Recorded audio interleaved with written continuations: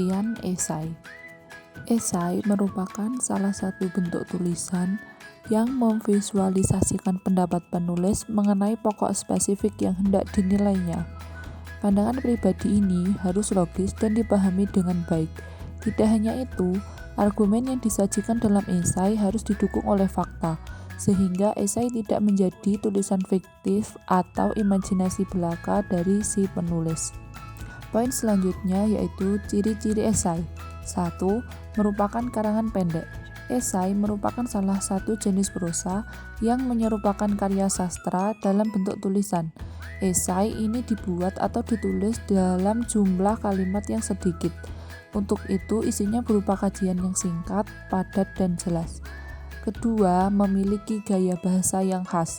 Esai dapat ditulis oleh semua orang yang berpikir mengenai permasalahan atau mengingat permasalahan untuk diperbincangkan, sehingga esai memiliki gaya bahasa yang khas sesuai dengan karakter penulisnya. Selanjutnya, cara membuat esai. 1. Memilih tema ataupun topik. 2. Membentuk garis besar gagasan yang akan dibahas. 3. Menuliskan anggapan sebagai penulis dengan kalimat yang ringkas dan jelas. 4.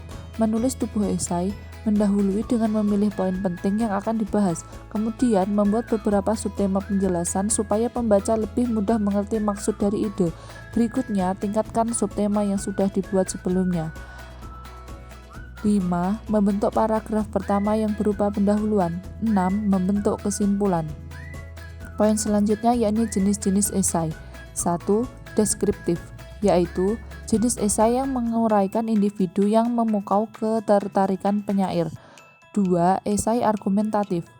Esai ini mempunyai tujuan untuk mempercayai pendengar ataupun pembaca menerima gagasan, pemikiran, tingkah laku, dan keyakinan penyair atas desas-desus ataupun kejadian. 3. Tajuk. Tajuk yaitu suatu jenis esai yang umum dipublish dalam koran.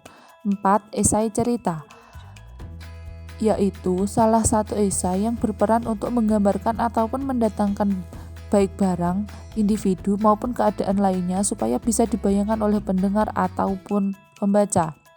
5. Cukilan watak. Dalam esai jenis ini mengharuskan penyair menguraikan petikan perilaku individu tersangkut desas-desus kepada pendengar ataupun pembaca. 6. Esai paparan. Jenis esai ini berperan untuk menguraikan lebih detail sebuah keadaan pada pembaca ataupun pendengar. 7. Pribadi. Dalam jenis esai ini, penyair berkisah mengenai dirinya sendiri. Penyair mengatakan anggapannya mengenai tersangkut desas-desus yang memikat perhatiannya. 8. Reflektif. Reflektif merupakan sebuah esai yang ditulis untuk memikirkan desas-desus politik, peraturan pemerintah, dan desas-desus penting lain yang sering ditulis oleh sastrawan dalam membenarkan desas-desus yang ada. 9. Kritik. Suatu jenis esai yang mengandung sebuah kecaman kepada suatu karya seni. 10. Esai lukisan. Salah satu karya tulis yang memvisualisasikan sesuatu dengan tujuan untuk menolong pembaca mengetahui kondisi yang ingin disampaikan. Poin selanjutnya yaitu struktur esai. Pendahuluan. Dalam pendahuluan, kita bisa mengungkapkan atau membahas topik atau tema yang akan dibahas dalam keseluruhan esai. Unsur yang ada dalam pendahuluan yaitu latar belakang dan pendapat pribadi penulis tentang tema yang akan dibahas secara lebih jelas dan detail pada bagian selanjutnya. Pendahuluan ini akan menjadi pengantar pembaca untuk memahami topik pembahasan sehingga pembaca lebih mudah memahami isi esai. 2. Isi atau pembahasan. Isi atau pembahasan merupakan bagian esai yang menjelaskan tema atau topik tulisan secara lebih detail. Yang terakhir yakni kesimpulan atau penutup. Kesimpulan merupakan bagian terakhir esai. Pada bagian ini berisi kalimat yang merangkum atau menyimpulkan apa yang telah disampaikan pada pendahuluan dan pembahasan. Kesimpulan tidak boleh melebar ke topik yang lainnya.